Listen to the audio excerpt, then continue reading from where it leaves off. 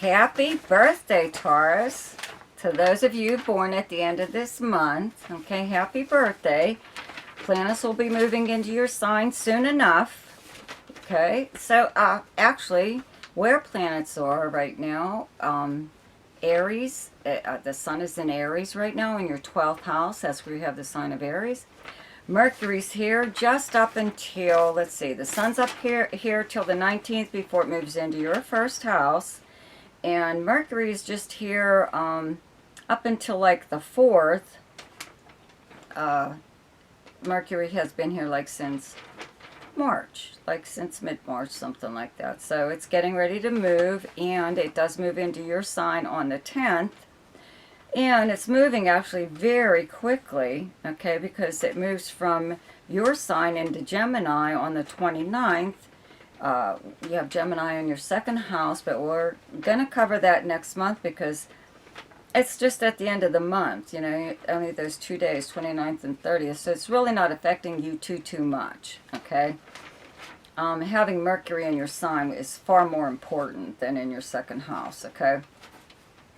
But, like for, you know, the first so many days, Mars is still in Aquarius in your 10th house. Okay, it moves into Pisces, your 11th house, on the 14th, and Venus moves into Pisces on the 5th. Okay, and is at least here till the end of the month. So you're going to have Venus and Mars again traveling together. At the beginning of the month, they're still in your 10th house of your career and your, you know, your outer persona, your public life, how you're known by reputation, professionally and personally, but it's more or less like your career. And having Mars here does make you kind of competitive right now. It makes you go after a position that you would like. A lot of times people receive awards at this time. You know, you have the planet Saturn here. It's kind of like when Saturn is in your 10th house, it does mean a slow, very slow climb up the ladder of success, but you do eventually get to the very top. You know what I mean? It's a lot of hard work. A lot of times you may be working with someone. It could be a colleague, but it's normally like a higher up that kind of stands in your way, may possibly even prevent you from moving ahead. They take credit for your work. You know what I mean? They're trying to keep you, you know, in a certain place. Maybe they feel threatened by you. You know, maybe they feel that you're after their job, especially having Mars here right now. Like I said, does make you a real go-getter. Having Venus here, though, softens that a little bit, but it does make you a lot more appealing, a lot more I don't know, flirtatious even in regards to a position that you want. It doesn't necessarily have to be career oriented. You know, maybe you are retired or don't work at all. So it's just status of some kind, okay? Now, when these planets move into your 11th house of dreams, hopes, and wishes, okay, where you have the sign of Pisces, 11th house is also your most sociable house, okay? It's your friends and acquaintances. It's any kind of group or organization that you belong to, and where you would normally go to hang out, but it's a big social media house also. So when the planets are in your 10th house, you could be rubbing elbows with important people or people that you've always wanted to know, you know. And now that these planets move into your 11th house, you could be like networking, you know, getting to know these people a lot more, you know, a lot better. Maybe you have joined some kind of club or whatever, you know, that it exposes you to people that you would really like to know, you know, or that you have the same interests. And maybe that's why you would like to know them, but it could do with your career, you know, whatever. There's nothing wrong with networking if you know what you're doing, right? You're not being obvious or whatever. I mean, you do truly like these people for themselves, okay? But having Venus and Mars here, along with Jupiter and Neptune in your 11th house, all of these planets are transiting here, and it's making you like a little bit more sociable or wanting to meet new people possibly, or spending more time with your friends. Maybe you haven't seen them for a while. This is in-person socializing. You know, it makes you feel like going somewhere or getting out, you know, among civilization again, you know, and experiencing the world the way we used to before the pandemic hit us, okay? But it's also socializing online. So if you were going to join a group, it could be just like a social media group, you know, in one of your accounts or something. Or, you know, you could even meet a lot of people that way. You don't necessarily have to be there in person. But then, now having these planets in Aries in your 12th house of secrets, right?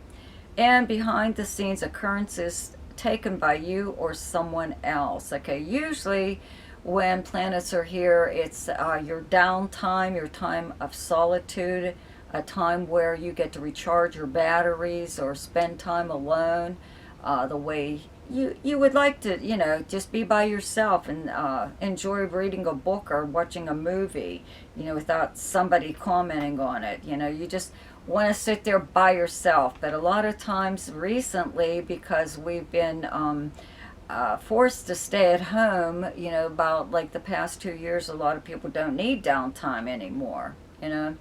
So, you know, it could be one or it could be both. You know, maybe you are still you're working on something possibly behind the scenes. Okay, there's a new moon in Aries on the 1st, and the effects will last, you know, a few days before, a few days after. And this could be something, you know, you know, having Mercury here, okay, I always say it's the big investigator. You know, it's here up until the 9th, right, before it moves into your 1st house. So it's been here since March, you know, so you could have been checking something out in secret possibly, or just asking a lot of questions. So maybe you were kind of obvious even, and people were wondering, why are you asking so many questions about so and so, or about this place or that place, or, you know, why do you want to know? So that kind of just like continues, you know. But around that new moon, you could find out the answer as to what your inquiry was about, you know, or it could send you in a completely new direction. You know, you could start off on some new path just by possibly something you learn, or a conversation that you have in secret with someone, or somebody let you in on a secret. Okay, you know, you could just have access to secret information. Okay, especially around now, there's a full moon on the 16th in the sign of Libra. Where you have Libra in your chart is your 6th house. It's directly across from your 12th. And the 6th house is the house of work. The kind of work that you do, but it's like the workplace and your co-workers and your work schedule and everything.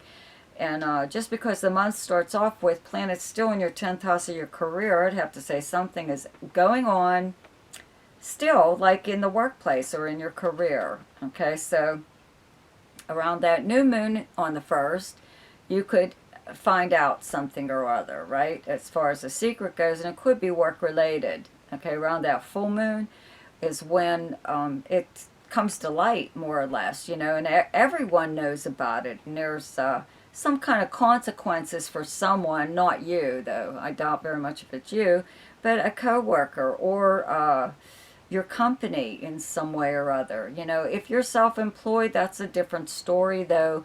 You may be having a little bit of problems with a client, and something could come out around that time, you know, about a client that it's kind of like a big deal, you know. It may even affect how you view them, like from here on in. Okay. So though, okay, so the sun moves into your sign on the 19th. Mercury moves here on the 10th, okay, moving very fast. Moves into Gemini on the 2nd, on the 29th. Okay, so we'll cover that next month because it's only those 2 days. Okay, 29th and 30th, Mercury in Gemini.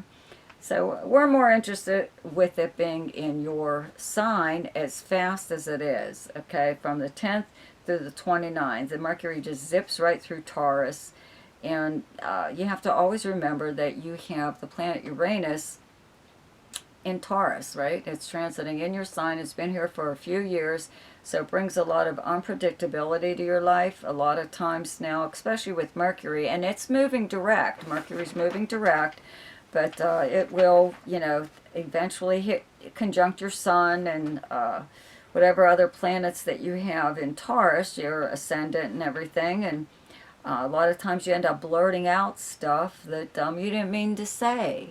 Okay, but it's the truth. Whatever's coming out of your mouth is the truth. Okay, so as far as this whole secret stuff, you know, that you might have stumbled across when planets were in your 12th house, you could blurt out something that's a secret, possibly, you know, but it probably needs to really get out there. It could be your own secret or someone else's, you know, or you could just get a sudden communication of some kind that is really exciting or unexpected in such a way that, you know, you're not sure how to take it. But I have to add that there is a new moon partial solar eclipse on the 30th in Taurus, okay, occurring in your first house.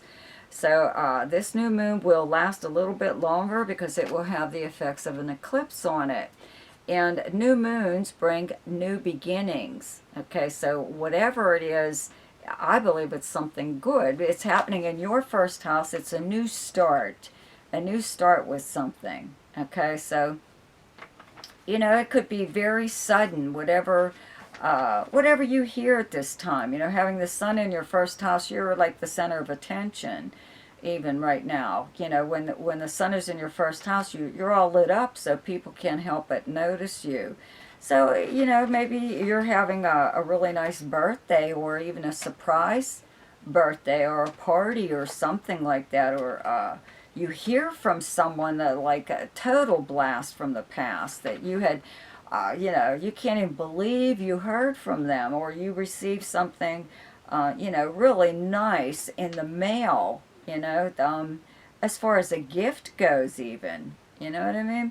Something like that. It's something to look forward to. Okay, and I do have to say that the planet Pluto does turn retrograde on the 29th. It'll take a while to kick in there, but where you have Pluto in your chart is your 9th house of Capricorn. This house is many, many things. Big travel and communication house.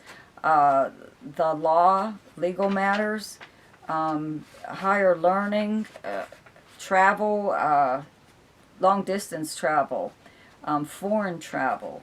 Okay, so, you know, if you are waiting on news of some kind that is coming from a long distance, especially in another country, you know, maybe things were moving along and then all of a sudden nothing, you didn't hear anything.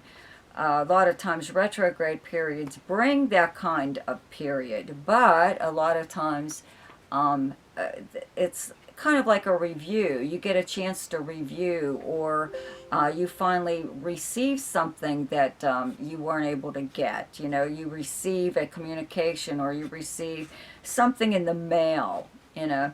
So, you know, if you were involved in anything, even this is the house of publishing and media too, so something like that could be slightly stalled, but not necessarily stopped completely. Okay? So the best time to do something each month is when the moon is in your own sign, and the moon is in Taurus on the 2nd, 3rd, 4th, and 30th. The best time to lay low is when the moon is in your opposite sign, and your opposite sign is Scorpio, and those dates are the 17th and 18th. The best time for romance, recreation, creativity, fun, gambling, or speculation, and anything to do with children is the 12th, 13th, 14th, 25th, 26th, and 27th. The best time for money is the 5th, 6th, 7th, 19th, 20th, and 21st. The best time for your career is the 23rd and 24th. And the best time for communication and travel is the 7th, 8th, 9th, 10th, 21st, and 22nd. So a special shout out to my subscribers for your continued support. And if you're new to my channel and you like this video, please subscribe to my channel and like and share it. Check out my weekly forecasts and check out the links below in the description box that will One will take you to my website where you can find out more chart information, services that I offer. And the other is Ask Me a Question, and it's for those people who are only interested in maybe one or two things about their chart. Okay, so happy birthday again, and I will see you next week. Goodbye.